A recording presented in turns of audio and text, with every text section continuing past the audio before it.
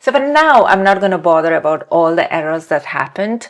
I'm just going to focus on the data that I managed to capture. That brings us nicely to our curated layer. So going back to our architecture diagram, where you want to create your curated layer is it's a decision that you kind of make as part of your solution design. For this solution, I decided to make my curated layer within my validated folder. I think it's quite nice to separate everything that user would have access into a separate folder or a separate workspace. When I'm doing it for a client, I would actually keep every possible thing that comes under presentation layer into probably a separate workspace, because right now I don't have like a display folder level conditional access. So that's why I have more control if I keep them in a separate workspace. But for this solution, I'm just going to keep everything that comes under the presentation layer into a separate folder. And the process of creating that curated layer, I will still keep in the same folder as the everything that I've been doing so far. So going back to workspace. So this is where I'm gonna create another notebook. So when I look at my data in the SQL endpoint, I have world cities where I have city information and I also have lat and long. When I look into the World Bank countries, I have country information and I also have lat and long. What I'm going to do is I'm going to join these two tables along with the Europe weather data cities information, so that I have this nice table which has the lat and long for both for countries and the cities, and also all the cities I have will be definitely there in my Europe weather data. So I could create a unique column which helps me to join with my Europe weather data. So I moved my code into Notebook. What I have here is 3 data frames, is basically bringing the data from 3 tables that I'm interested in.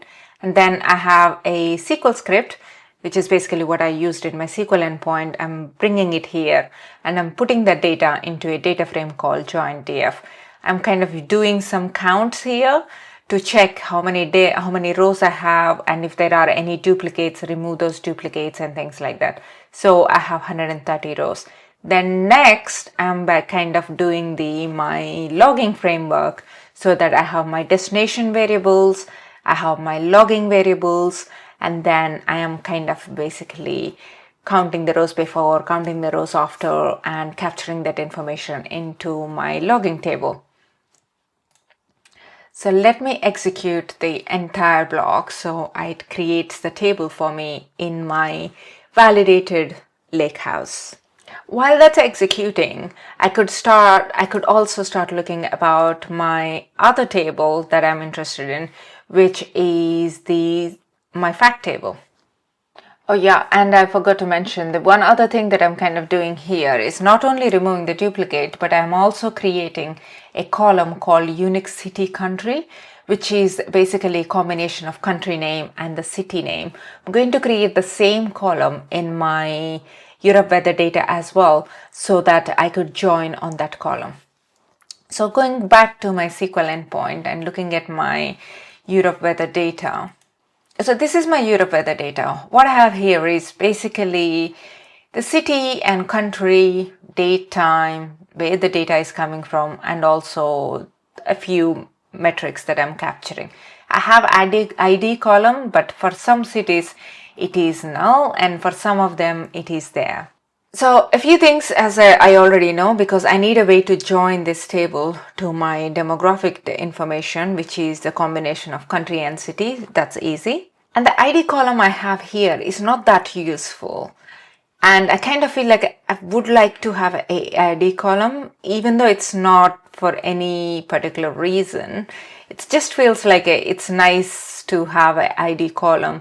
So if I want to filter out a particular row or something, it gives me a bit more control. So I do want to create a ID column, which is basically an incremental number. And that's pretty much it is. I don't think I need anything more. Instead of actually creating another notebook, I'm actually going to use the same notebook that I have here, because it already have my logging framework and everything. So I'm going to use one notebook to create both of those tables that I needed, one for the demographics information and one for the Europe weather data. So I'm selecting my data into a data frame, and then I'm adding a ID column to just an incremental ID column, and I'm also splitting my data I'm also adding a unique city country column, so I have a column to join. And then the rest of the things are very much similar to what we have been doing so far. We have destination variables. I'm using the naming convention with a CUR as a prefix, so within my lakehouse I could easily identify which one are the validated and which one belongs to the curated layer. And again, this is probably where having the schemas would be really useful, so that you could keep them in a separate schema, which I didn't do. And afterwards this is basically where I'm writing my data frame into my destination table. I'm just doing overwrite, I'm not doing append in this case. But once I refresh my lakehouse here,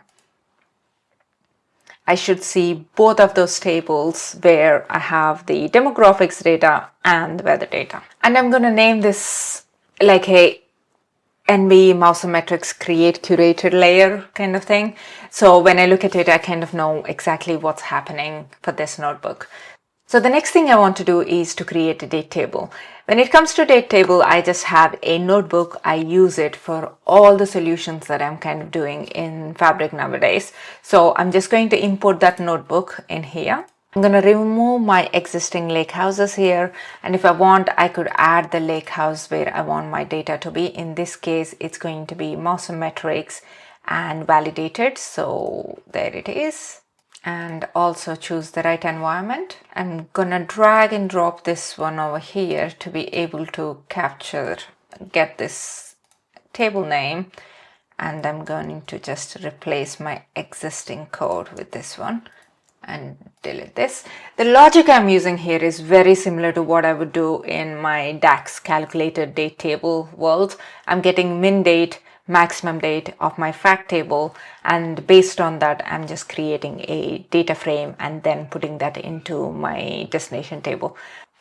So instead of just working with the date table in this notebook, I'm working with the date and time table. First, I am using the similar to DAX logic to create the date table and putting that including all the logging and everything. When it comes to timetable, the concept is very similar. It's basically I am creating a time range and putting that into a data frame. Once this executed in my lakehouse, I will have the curated date and time tables as well. My notebook is executed, and when I look into my tables, I have the curated date table and also curated time table. I'm going to rename this into similar to what I was renamed. Try to keep the consistency with the Mousometrics in it and the date and time table. There you go. And if I go back to my folder, I would have I don't need this anymore, but I'm just gonna, instead of deleting, I'm gonna move it into to be delete folder, so that in case if there is something missing, I know I could go back there and recover from it until I finish with the development of the solution. So now I have all the notebooks that I need to move the data from my ingestion layer to transformation layer. I'm going to include them into my orchestration, and the next step is to create that curated layer. In this solution, I will be just going to my curated folder and start creating a new lakehouse. So at this stage, I'm just going to go and create a new shortcut. I go to my Microsoft OneLake, go to my lakehouse, and I know I need validated. And I go to tables and I choose all the tables which has the curated. Again, schema would have been nicer. And in here, instead of just creating create, I'm going to do a bit of changes. So because I'm working with the city, I'm just going to keep city underscore demographics and just renaming them. So I'm kind of removing that curated before.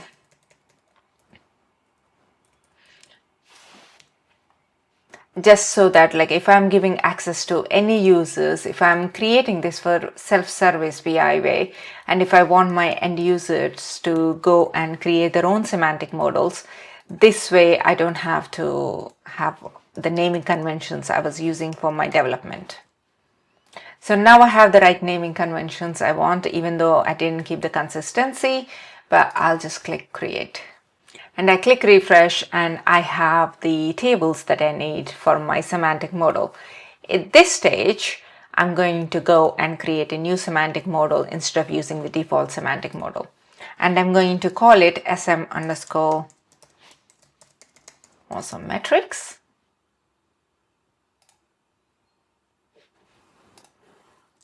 I'm fetching the schema and I'm going to kind of already know that I need all the tables. So I'm going to choose all the tables. And my semantic model is ready, and now I could go and start joining my tables. So I'm going to join weather date with the date table. And when it comes to city, I'm just going to use my unique city country and weather time to time. So that's pretty much what I'm going to do in this view. There are some known things as a best practice that we need to do is like if for the end users, we don't want to give these names.